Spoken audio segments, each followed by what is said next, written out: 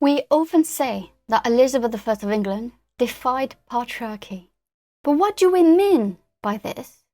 And more importantly, what is the evidence, the actual concrete evidence that Elizabeth I of England defied patriarchy? Is it just because she ruled on for over 44 years? Or is there something else? Or do we have records of her being sassy? Do we have records of her putting men in their places? My answer for you is yes.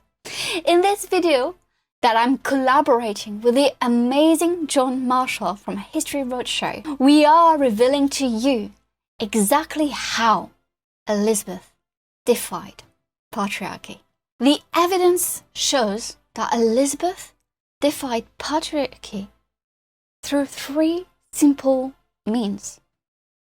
First, in her speeches, the way she's going to present herself in front of the parliament, the way she's going to put them in their places when they're going to discuss two important matters: marriage and succession. A second time is with the ambassadors, and mostly the French ambassadors, but sometimes even with privy councillors.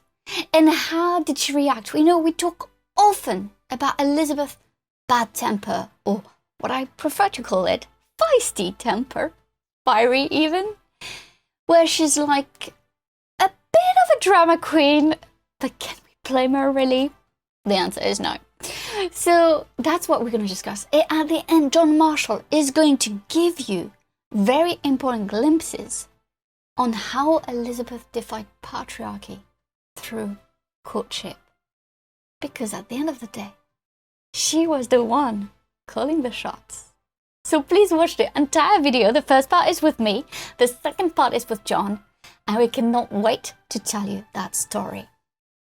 Did you know that Elizabeth gave her first speech in Hatfield on November 28th, 1558, so only 3 days after the death of Mary I, her half-sister?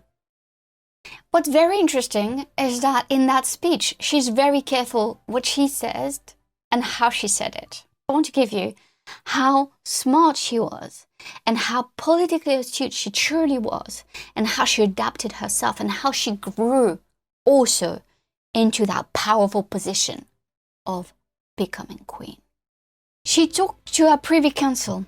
"I give you this charge, that you shall be of my privy council, and content yourself to take pains for me and my realm. This judgment I have of you, that you will not be corrupted with any manner of gift, and that you will be faithful to the state, and that without respect of my private will, you will give me that counsel that you think best, and if you shall know anything necessary to be declared to me of secrecy, you shall show it to myself only." She then addressed the lords. "My lords, the law of nature moved me to sorrow for my sister. The burden that is fallen upon me makes me amazed. And yet, considering I am God's creature, ordained to obey his appointment, I will thereto yield, desiring from the bottom of my heart that I may have assistance of his grace to be the minister of his heavenly will in this office now committed to me."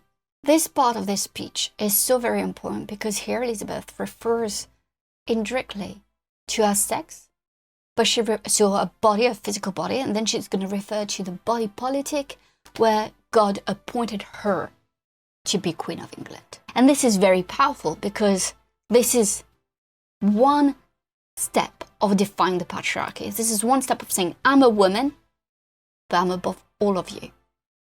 And this very soft, the way she's going to do it in 1558, and then it's going to be less and less soft. She's going to be much more direct. "And as I am but one body naturally considered, though by his permission being God, a body politic to govern, so I shall desire you all, my lords, to be assistant to me." So here they are assisting her. She is in charge. She's putting herself in charge.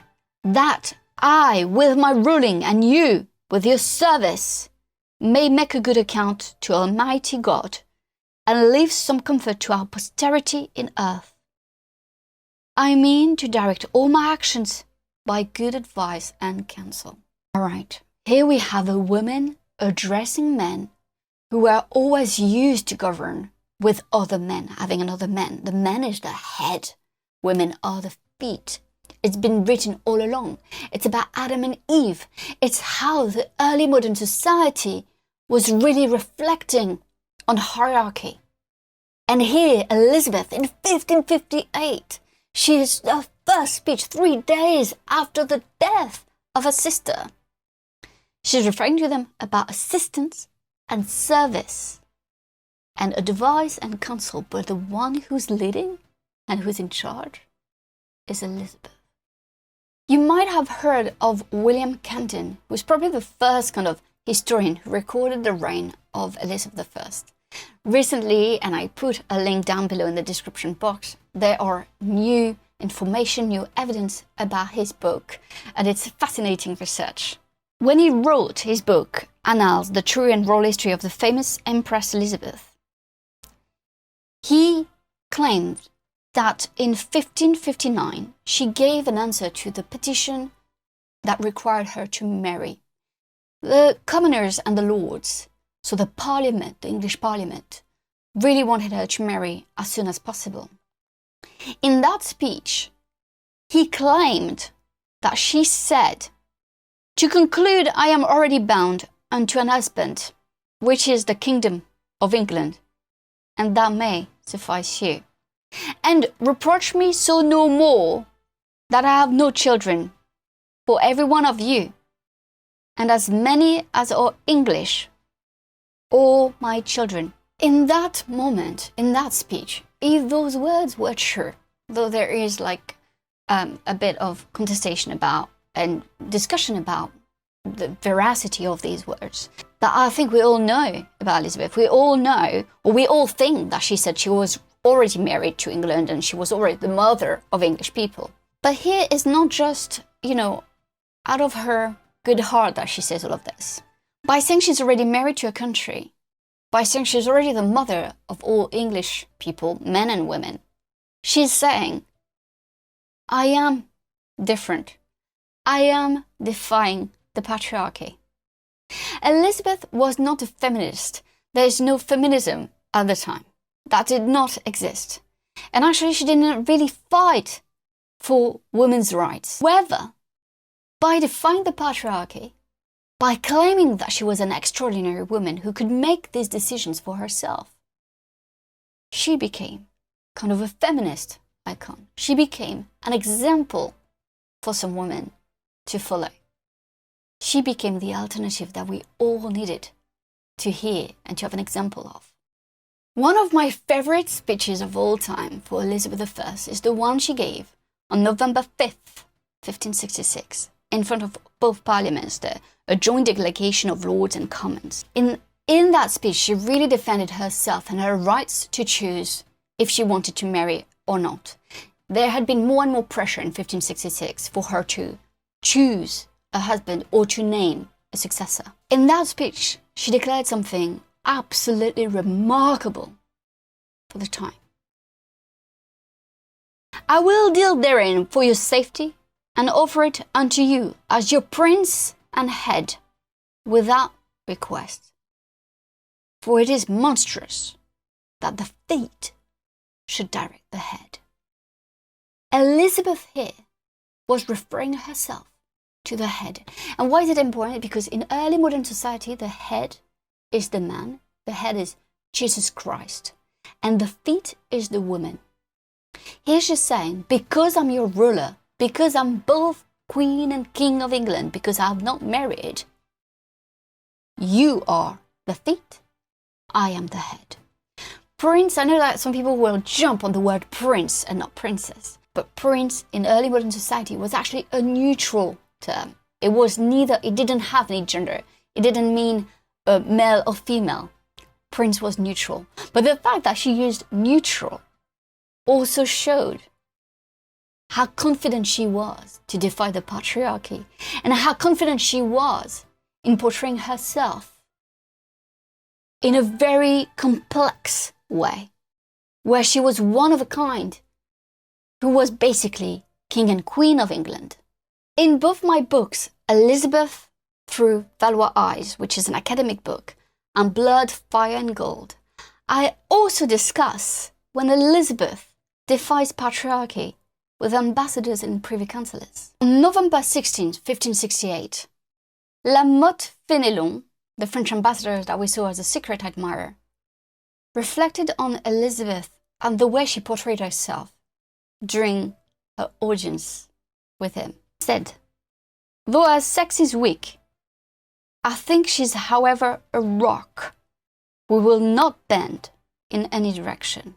Again, we have this image of a very powerful queen who was defying patriarchy and the power of men itself. In Blood, Fire and Gold, during an audience discussing the marriage negotiations between the Duke of Anjou and Elizabeth threw her slipper in the face of Sir Francis Walsingham because he was not listening to her. And you must think, well, what is really the link between that and defying the patriarchy? Again, it's a woman who was not scared of having like kind of a bad reaction or a bad temper because she knew she was in charge.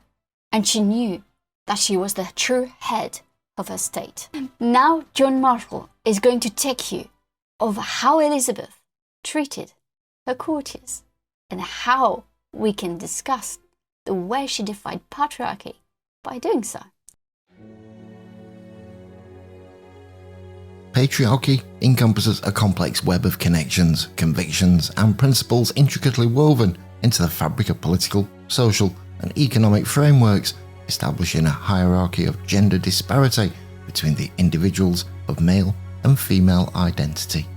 But how did an intricate dance of alliances and choices unfurl in the tapestry of Elizabeth's succession to power? The day the crown found its new bearer, November 17, 1558, the offer came from an unexpected source, Philip, the man who had once been the husband of her deceased sister. The prospect of a union with her sister's widow lingered in the air, yet the intricate play of politics demanded a dispensation.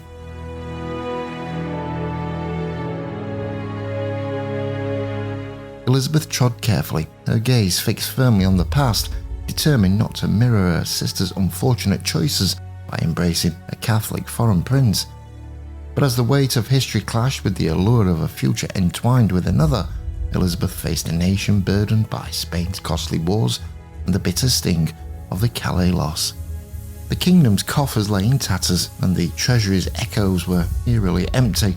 This fiscal emptiness proved a compelling deterrent as Elizabeth's advisors skillfully wielded it against her desires to marry a Catholic French prince, Francis, Duke of Alençon, in 1579.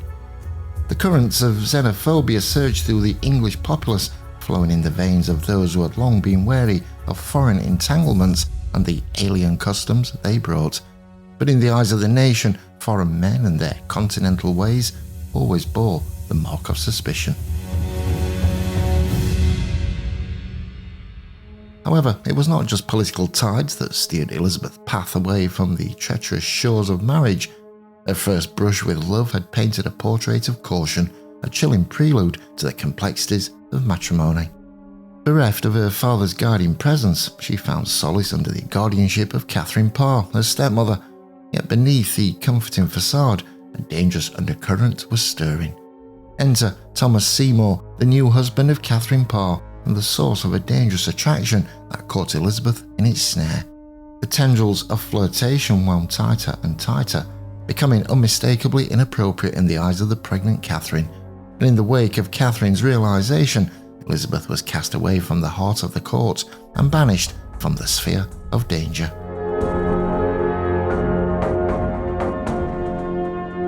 Fate, however, had darker plans. As the pendulum of time swung, Catherine met a tragic end, leaving Thomas free to weave his ambitions around the young princess. But the stage was treacherous, plagued by power struggles between Thomas and his brother, the Lord Protector, Edward Seymour. The clashing ambitions reached their crescendo, with Thomas's condemnation for treason, an event that set off a whirlwind of chaos. Elizabeth and her attendants found themselves caught in the vortex, questioned over their roles in Thomas Seymour's designs. As the shadows of love and flirtation cast their complex designs upon Elizabeth's journey, she was exposed to the dangers that the institution of marriage held. The fragile threads of youthful attraction had the power to unravel lives, to snare the unwary in a web of destruction, and so Elizabeth learned early the cost of matters of the heart, the perils that awaited those who dared to tread the path of matrimony.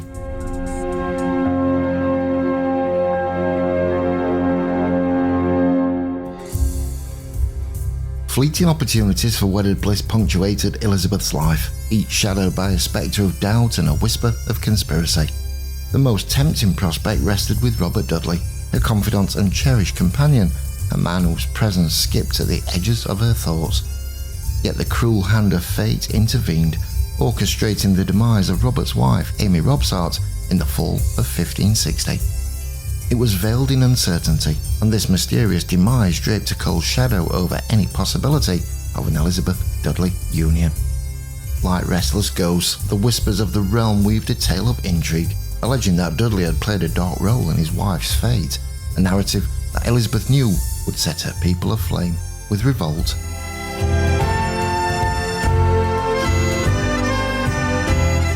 In a twist of history's hand, a similar scenario unfolded in Scotland, strikingly resembling Elizabeth's dilemmas.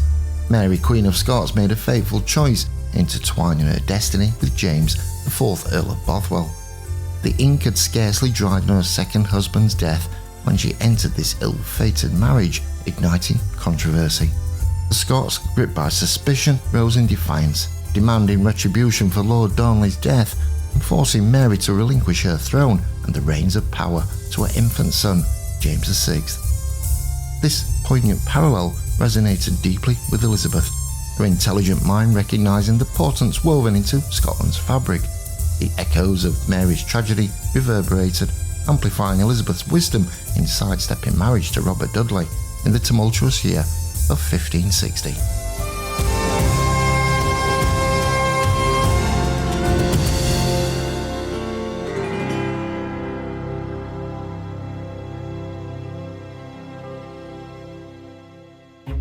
Tapestry is not woven by chance, its threads are guided by a masterful hand. Elizabeth, a sovereign who had grown adept at navigating treacherous waters, had already forged her course before marriage questions could fully take root. Her heart, once stirred by the presence of Robert Dudley, had witnessed the blight that tainted love's path, his wife's mysterious demise. A spectre from her past echoed back, the memory of Thomas Seymour's dangerous dalliance when she was but a vulnerable princess under Catherine Parr's care.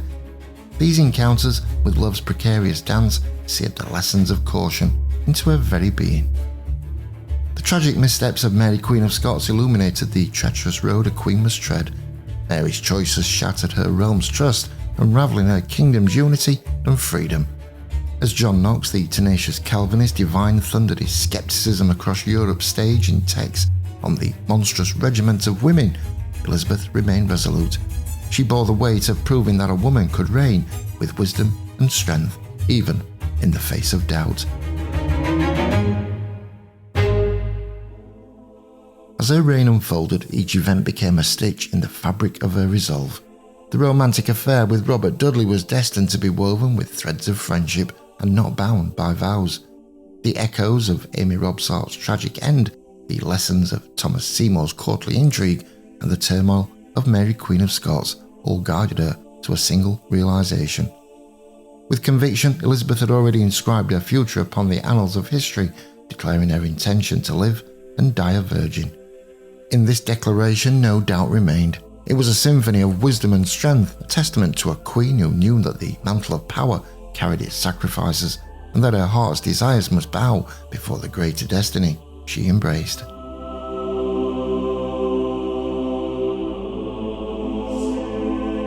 In the twilight of 1603, Queen Elizabeth, her age nearing the septuagenarian mark, departed this world unmarried, her legacy echoing as England's revered Virgin Queen. Yet even in her final moments, her passing ignited fresh intrigue around her enigmatic personal life. The veil of uncertainty remained unlifted, casting shadows of doubt upon her very essence. As the years unfurled her legacy, the speculation about Elizabeth's virginity spiraled beyond the confines of acrimonious Catholic discourse. It morphed into a pervasive notion that her innermost emotions might have woven an intricate pattern of compromise across the fabric of her rule. In her lifetime, Elizabeth and her loyal coterie of ladies from the bedchamber had been unwavering guardians of her bodily purity. They stood as staunch sentinels, vigilant to upholding her honour and securing her throne. However, the spectre of speculation haunted even her passage into eternity. A whisper lingered, insinuating the possibility of a path untrodden by chastity. This very whisper, echoing through the corridors of time, beckons curious minds. And her patriarchy and allure are still a captivating charisma that continues to enshroud the legacy of Elizabeth.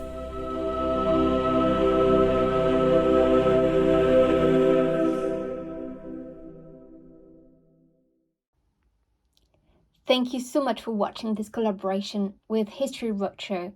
John Marshall is an amazing storyteller, and I hope that you will look at his amazing YouTube channel. I know I am a huge fan myself. Look at it, all these great videos, they transport you back in time. Please go check it out and don't forget to subscribe. Thank you so much for watching. Bye.